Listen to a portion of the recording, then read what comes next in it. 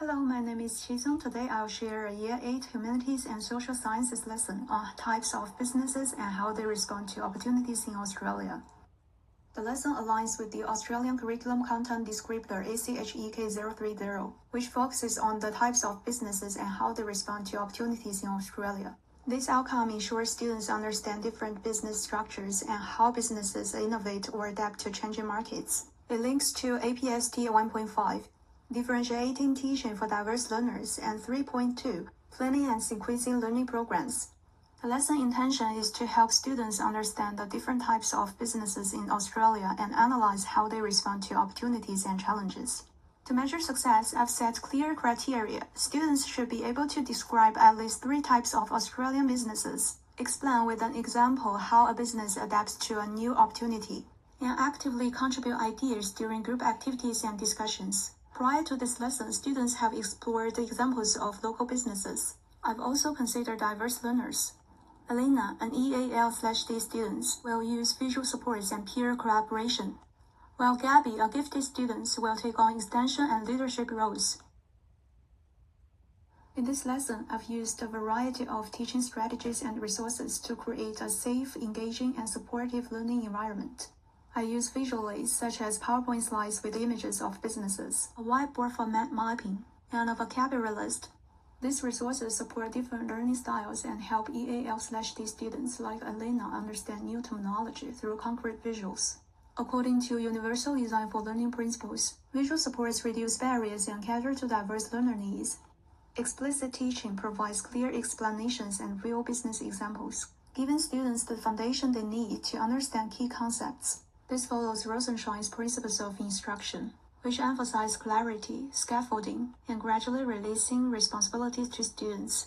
To promote active engagement, I include small group collaborative activities, supported by graphic organizers and internet research. According to Vygotsky's social constructivist theory, peer interactions enhance learning through shared experiences.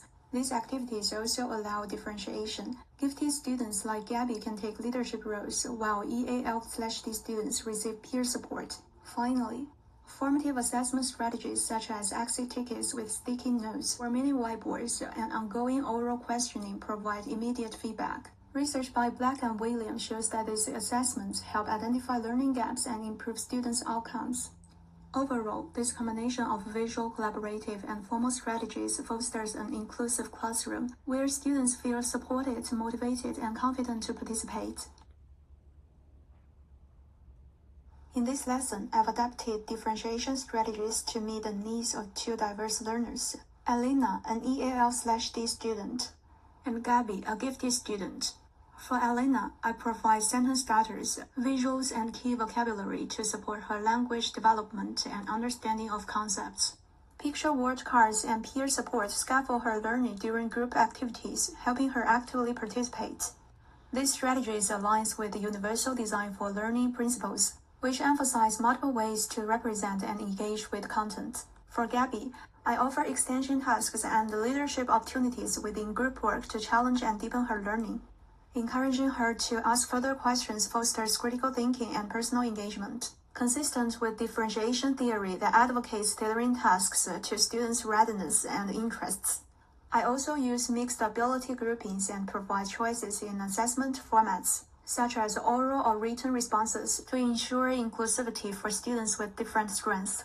These practices promote equity and personalized learning pathways, key goals of inclusive education. Overall, these differentiation strategies create a supportive classroom climate that values diversity, motivates learners, and helps each student reach their potential.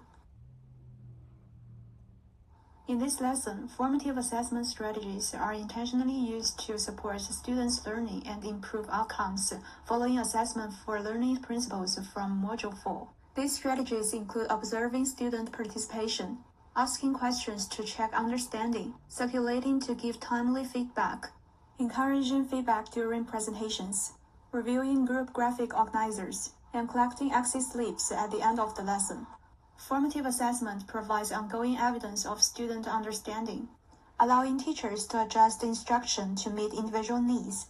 For example, observing participation and use Q&A helps identify misconceptions early. while exit slips give a quick snapshot of what students have learned and what might need reinforcement.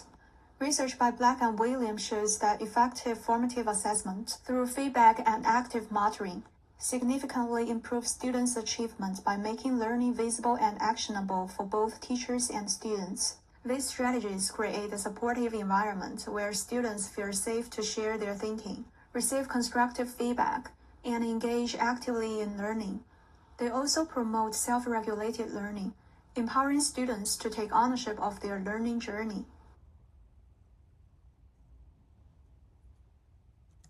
In summary, this lesson plan combines differentiated teaching, engaging resources, and formative assessment to meet the diverse needs of Year 8 students learning business concepts. It follows the Australian professional standards for teachers by focusing on inclusive practice and clear lesson planning.